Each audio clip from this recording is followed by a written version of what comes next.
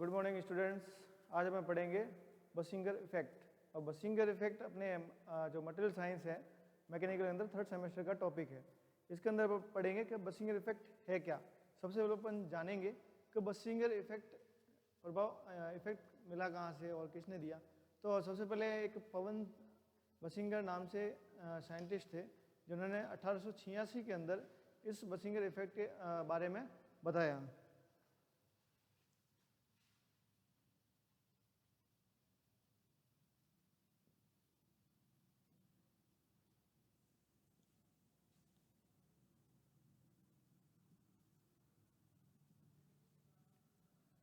अब बसिंगर इफेक्ट को अपन ने बता दिया कि भाई 1886 के अंदर पवन बसिंगर नाम से था, तो इस कारण से उनका नाम जो इस इफेक्ट का नाम रहा बसिंगर इफेक्ट। और बसिंगर इफेक्ट को समझने के लिए अपन एक रॉड लेते हैं। इस रॉड को समझते हैं। सबसे पहले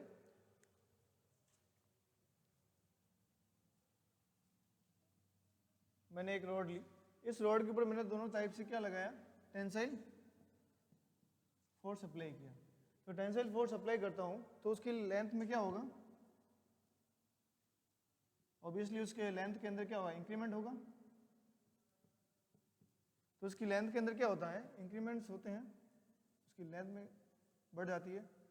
तो जैसे ही मैं इसके ऊपर टेंसाइल फोर्स अप्लाई करता हूं किसी भी रोड के ऊपर, जैसे मेरे पास ये रोड है, इस रोड के ऊपर मैंने टेंसाइल फोर्स अप्लाई किया। तो टेंसाइल फोर्स अप्लाई करने के बाद में इसके अंदर क्या होगा, इसके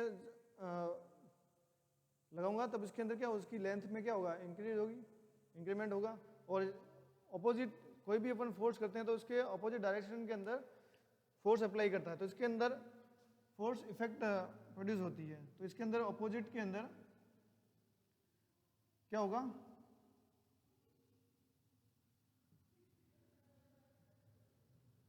कंप्रेसिव फोर्स प्रोड्यूस होंगे। ठीक है, दोनों तरफ से क्या होगा, कंप्रेसिव फोर्स अंदर की तरफ, इंटरनल की तरफ क्या होगा, इसके अंदर कंप्रेसिव फोर्स पड़ेगा जो क्या करेगी, इसकी लेंथ को बढ़ने से रोकेगी। मतलब इसके जो टेंसाइल फोर्स है इसके अपोजिट के अंदर इसको बढ़ने से रोकेगा। ठीक है, तो इस तरीके से इस इफेक्ट के अंदर अपन देख सकते हैं कि भाई उसके अंदर जब मैं सडनली इसके ऊपर से क्या है, मैंने ये अपनी रॉड है, इस रॉड के ऊपर से मैं क्या करता हूं, ये टेंसाइल फोर्स इसके अंदर क्या, अपोजिट के अंदर क्या लगा हुआ है,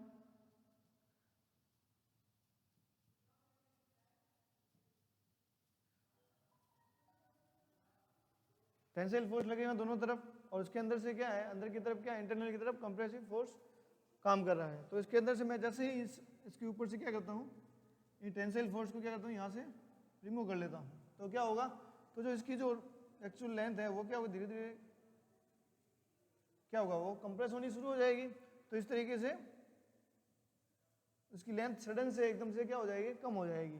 तो इसको समझने के लिए अपन क्या करते हैं, इसको समझने के लिए अपन एक स्टेन डायग्राम के द्वारा इसको समझेंगे। तो सबसे पहले मैं क्या करूंगा, मैंने स्टेन डायग्राम बनाता हूं। तो ये क्या अपना है, स्ट्रेस, और इधर क्या रहेगा, स्ट्रेन। स्ट्रेस को डिनोट करते हैं सिग्मा से और स्ट्रेन को डिनोट करते हैं ई से। ठीक है, और यहाँ पे माइनस में रहेगा और इधर भी क्या रहेगा, माइनस में स्ट्रेस रहेगा। ठीक है, अब इसको समझने के लिए मैं क्या करूंगा, फर्स्ट मैंने जैसे ही किसी भी रॉड के ऊपर समझने के लिए मैंने एक रॉड लिया था, आपके एग्जांपल समझाने के लिए मैंने रॉड ली। इस रॉड के ऊपर दोनों तरफ टेंसाइल फोर्स अप्लाई करता हूं तो उसकी लेंथ में क्या है, सडनली क्या होगा, इंक्रीज होगी। ठीक है, एक पॉइंट पे आके क्या होगा उसका, ये पॉइंट अपना है ए। ठीक है, मैंने इस पॉइंट को जीरो से, ये अपना जीरो है और यहाँ पे अपना पॉइंट है, यहाँ मैंने पॉइंट दिया ए। और इसके ऊपर से जब भी मैं किसी के ऊपर फोर्स अप्लाई करता हूँ तो वो अपने जो प्लास्टिक डिफॉर्मेशन के अंदर चली जाती है, मतलब उसके अंदर प्लास्टिक डिफॉर्मेशन आ जाता है। तब तक यहाँ पे आते थे पॉइंट क्या हुआ, ये बी पे क्या आ रहा है कि भाई ये इसका मैक्सिमम स्ट्रेस है। कह सकते हैं भाई कि यहाँ पे ये इसके जो है इलास्टिक लिमिट तक है।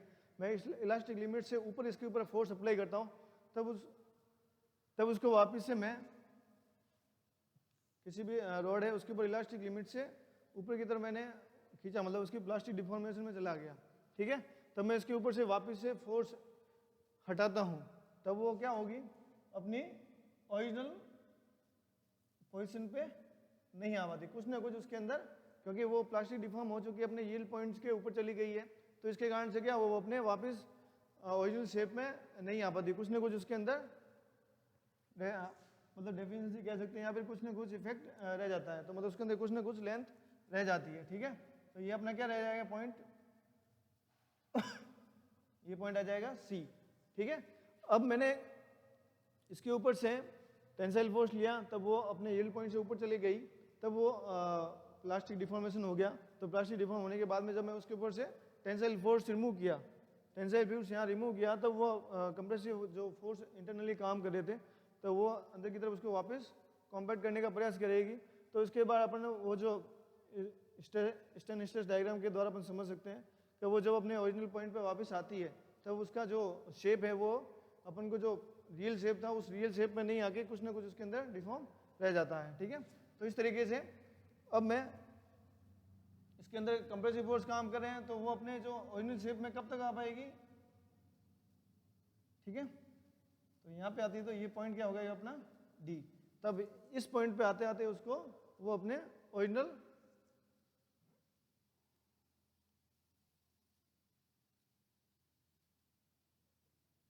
ये अपना पॉइंट क्या रहेगा डी, ठीक है ना। मतलब उसको आने आते अपनी जो ओरिजिनल शेप में आने में इतना समय लग जाता है। यदि मैं इसी तरीके से यहाँ पे मैंने टेंसाइल फोर्स अप्लाई किया है, उसी तरीके से मैं यदि कोई रोड है,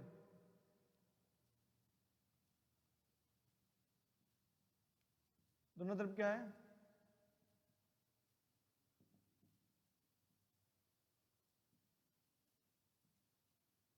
दोनों तरफ क्या है, कंप्रेसिव फोर्स अप्लाई कर रहा हूँ, ठीक है। तो कंप्रेसिव फोर्स अप्लाई करूंगा तो उसकी लेंथ में क्या होगा, चेंजेस आएंगे, मतलब वो क्या होगी, कॉम्पैक्ट होगी। तो इसके ऑपोजिट के अंदर टेंसाइल फोर्स जनरेट होगा,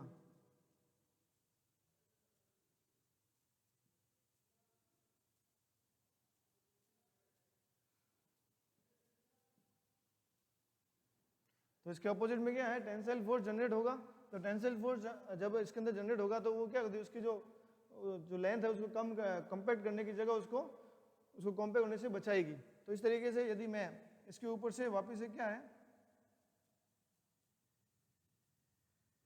ये कंप्रेसिव फोर्स अप्लाई किए हुए हैं, ठीक है। इस कंप्रेसिव फोर्स को मैं हटा देता हूँ, ठीक है।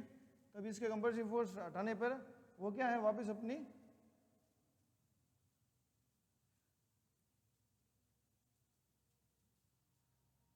ओरिजिनल शेप में आने का प्रयास करेगी। तो इसी तरीके इसको समझने के लिए मैं स्टेन स्ट्रेस डायग्राम के अंदर देख सकता हूँ, जैसे ही मैं यदि कंप्रेसिव फोर्स लगाता तो इस पॉइंट से, तो वो जो अपना कंप्रेसिव फोर्स लगाता तो वो क्या होती है, अपने आप ने मतलब कॉम्पैक्ट होगी, तो मतलब स्टेन क्या होगा, नेगेटिव में जाता, स्टेन नेगेटिव में जाता, तो अपने इस पॉइंट पे आते आते वो डी डैश, इस पॉइंट को डी डैश देंगे, तो इस पॉइंट के ऊपर आके वो अपनी मैक्सिमम स्ट्रेस तक पहुंच पाती, ठीक है। तो इसके बाद में इस जो कर्व है, ठीक है, और इसके अंदर मैं जैसे ही इसके ऊपर से, तो मैंने वो बताया भाई कि कंप्रेसिव फोर्स अप्लाई किए हैं, तो उसके अंदर ऑपोजिट में इसके क्या है, टेंसाइल फोर्सेज वर्क करेंगे। टेंसाइल फोर्सेज जो वर्क करेंगे वो उसके क्या है, जो उसको कॉम्पैक्ट जो कंप्रेस कर रही है, तो उसको क्या करती है, ऑपोजिट में उसको रोकने का प्रयास करेगी। तो जैसे ही मैं इसको वापस से कंप्रेसिव फोर्स हटाता हूं, तब वो जो क्या है, वो अपने ओरिजिनल शेप में नहीं आ पाती, ठीक है। ओरिजिनल शेप में कुछ ना कुछ उसके अंदर डिफॉर्मेशन रह जाता है, क्योंकि वो अपने प्लास्टिक लिमिट से आगे निकल गई है, प्लास्टिक डिफॉर्म हो चुका है उसका, ठीक है। तो जैसे ही मैं इसके ऊपर से उसके अंदर जो टेंसाइल फोर्स काम कर रहे हैं, वो जो अपने ओरिजिनल शेप में लाने में है, उसको क्या करेगा, एकदम से टाइम लगता है। तो इस तरीके से जो ये पॉइंट मिलेगा अपन को मिलेगा, वो क्या रहेगा, बी डैश, ठीक है। तो इस तरीके से ये जो इफेक्ट है, मतलब उसको जो अपने ओरिजिनल शेप में आने में वो अपनी जल्द आ जाती है। तो इस तरीके जो इफेक्ट है, ये जो इफेक्ट है और ये जो इफेक्ट है, इसको बोलते हैं अपना बसिंगर इफेक्ट। अब इसको इजीली समझने के लिए मैं आपको बाय एग्जांपल इसको समझाऊंगा। तो स्टैंड डायग्राम के अंदर जैसे मेरा ये पास एक रॉड है, उस रॉड के ऊपर मैंने दोनों तरफ क्या है टेंसाइल फोर्स अप्लाई किया। इस स्टैंड डायग्राम के अंदर समझेंगे तो मैंने स्टैंड डायग्राम के अंदर अपन ने देखा कि जैसे ही मैं ये मेरी रॉड है, इस रॉड के ऊपर मैंने जैसे ही इसके ऊपर स्ट्रेस टेंसाइल फोर्स अप्लाई किया, तो ये टेंसाइल फोर्स अप्लाई करने के बाद में वो अपने क्या है यील्ड पॉइंट तक पहुंच जाती है, मतलब उसका इलास्टिक लिमिट तक वो पहुंच जाती है।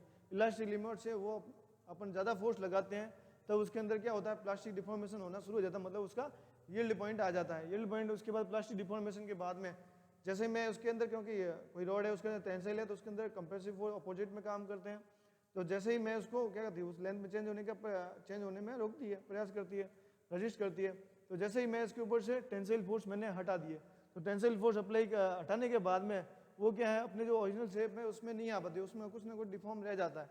तो इसी तरीके से इस डिफॉर्मेशन के कारण जब मैं उसके ऊपर से, तो उसके एक ऐसी लिमिट आती है जहाँ पे वो अपने ओरिजिनल शेप में आ जाती है, ठीक है। इस पॉइंट पे वो ओरिजिनल सडन से वो अपने ओरिजिनल शेप में आ जाती है, ठीक है, कंप्रेसिव फोर्स के कारण। तो जैसे ही मैं इसके ऊपर से इसको वापस से मैं दूसरी रॉड लेते हुए इसके ऊपर कंप्रेसिव फोर्स अप्लाई करता हूँ, ठीक है ना। तो यहाँ से जीरो से मैं कंप्रेसिव फोर्स अप्लाई करता हूँ तो उसको वो अपने यील्ड पॉइंट से ऊपर, मतलब प्लास्टिक डिफॉर्मेशन के ऊपर आकर उसको, तो मतलब उसको काफ़ी स्ट्रेस लगा, ठीक है, अपने यील्ड पॉइंट तक जाने के लिए या फिर कहते हैं प्लास्टिक डिफॉर्मेशन में जाने के लिए। तो इस तरीके से जो उसके अंदर जो चेंजेज आ रहे हैं, तो ये क्या गलत है, जो इफेक्ट है कि जब मैंने इसके कंप्रेसिव टेंसाइल फोर्स लगा के कंप्रेसिव फोर्स लगाया, टेंसाइल फोर्स लगाने के बाद में उसके हटाने पे वो अपने ओरिजिनल शेप में एकदम से आ जाती है, सडन से आ जाती है, ठीक है। तो इसी तरीके से मैं रियल में यदि किसी रॉड के ऊपर कंप्रेसिव फोर्स अप्लाई करता हूँ तो वो अपने ये यील्ड पॉइंट या फिर प्लास्टिक डिफॉर्मेशन पॉइंट के ऊपर जाने पे उसको काफ़ी स्ट्रेस प्रोड्यूस करनी पड़ती है, ठीक है, काफ़ी स्ट्रेस लगानी पड़ती है। तो इस तरीके जो इफेक्ट कहलाता है ये क्या कहलाएगा अपना बसिंगर इफेक्ट। इसी तरीके से जब मैं कंप्रेसिव फोर्स यहाँ पे अप्लाई कर लिया है, तो कंप्रेसिव फोर्स जैसे हटाऊंगा तो कंप्रेसिव फोर्स हटाऊंगा तो उसके अपोजिट में टेंसाइल फोर्स वर्क कर रहा है, तो जब वो अपने ओरिजिनल शेप में आने में, मतलब जो उसके पॉइंट है वो अपने ओरिजिनल शेप में नहीं आ पाती, ठीक है ना, यील्ड पॉइंट से ऊपर या प्लास्टिक डिफॉर्मेशन होने के बाद में, तो उसको अपने प्लास्टिक डिफॉर्मेशन से अपने ओरिजिनल शेप में आने में कम मतलब एकदम सडन से वो आ जाती है, बी डैश पॉइंट पे वो अपने यील्ड पॉइंट मतलब अपने ओरिजिनल शेप में आ जाती है। उसी तरीके से मैंने जब टेंसाइल फोर्स के लिए किया था तब इसके अंदर जो ये इफेक्ट है ये क्या कहलाएगा अपना बसिंगर इफेक्ट। इस तरीके से अपन को इसको समझ सकते हैं। और इजीली समझने के लिए मैंने जो एक रॉड ली है, ये रॉड है, अपने दोनों तरफ टेंसाइल फोर्स अप्लाई कर लिए, ठीक है, ये टेंसाइल फोर्स अप्लाई किया, वो अपने क्या कहते हैं प्लास्टिक डिफॉर्मेशन पे चला गया, ठीक है। तो प्लास्टिक डिफॉर्मेशन के ऊपर अपने अप्लाई किया, ये मतलब कह सकते हैं भाई कि इलास्टिक लिमिट से ऊपर अपने उसके ऊपर फोर्स अप्लाई किया है। तो प्लास्टिक फोर्स से ज़्यादा अप्लाई करने के बाद में वो क्या होती है अपने ओरिजिनल शेप से बाहर निकल जाती है, तो उसके अंदर कुछ ना कुछ डिफॉर्मेशन रह जाता है। तो ये डिफॉर्मेशन अपन जब मैं उसके ऊपर से टेंसाइल फोर्स, इसके अंदर ऑपोजिट में टेंसाइल फोर्स है तो उसके अंदर कंप्रेसिव फोर्स प्रोड्यूस होंगे, ठीक है, इंटरनली। और जैसे ही मैं टेंसाइल फोर्स हटाता हूँ तो टेंसाइल फोर्स हटाने के बाद में वो क्या अपने ओरिजिनल शेप में नहीं आ पाती, ठीक है, उसने कुछ ना कुछ डिफॉर्म रह जाता है। फिर उसके ऊपर से उसके अंदर जो कंप्रेसिव फोर्स जनरेट हुए हैं वो जनरेट होते हैं, तो वो एकदम से सडन को इस पॉइंट पे लाके डी पॉइंट पे लाके उसको क्या करती है ओरिजिनल शेप में ले आती है, ठीक है। तो इस तरीके से अपन इस चीज़ को समझ सकते हैं जब मैं टेंसाइल फोर्स अप्लाई कर रहा हूँ और उसके अंदर इंटरनली फोर्स प्रोड्यूस हो रहे हैं। उसी तरीके से जब मैं कंप्रेसिव फोर्स के लिए अप्लाई करता हूँ, जैसे मैंने यहाँ पे कंप्रेसिव फोर्स अप्लाई किया, तो कंप्रेसिव फोर्स अप्लाई किया तब वो अपने क्या है यील्ड पॉइंट से कह सकते हैं या फिर इसके जो प्लास्टिक डिफॉर्मेशन है उस पॉइंट्स के ऊपर वो चली जाती है। तो प्लास्टिक डिफॉर्मेशन तो उसको वापस जब मैं उसके ऊपर से कंप्रेसिव फोर्स हटाता हूँ तब उसको अंदर अपने ओरिजिनल शेप में आने के लिए उसको काफ़ी समय लग जाता है। तो एकदम से उसमें इसके अंदर कंप्रेसिव फोर्स लगाया है तो उसके अंदर क्या होगा टेंसाइल फोर्स जनरेट होंगे, टेंसाइल फोर्स जनरेट होंगे तो वो अपने बी डैश पे आके वो जो अपने ओरिजिनल शेप में वहाँ पे आ जाती है उसी तरीके से। तो इस तरीके से जो सडन से वो अपने ओरिजिनल शेप में आ जाती है, तो इस तरीके जो इफेक्ट है उसको क्या कहलाते हैं, ये दोनों जो इफेक्ट है वो क्या कहलाएंगे अपने बसिंगर इफेक्ट, ठीक है। Okay, thank you.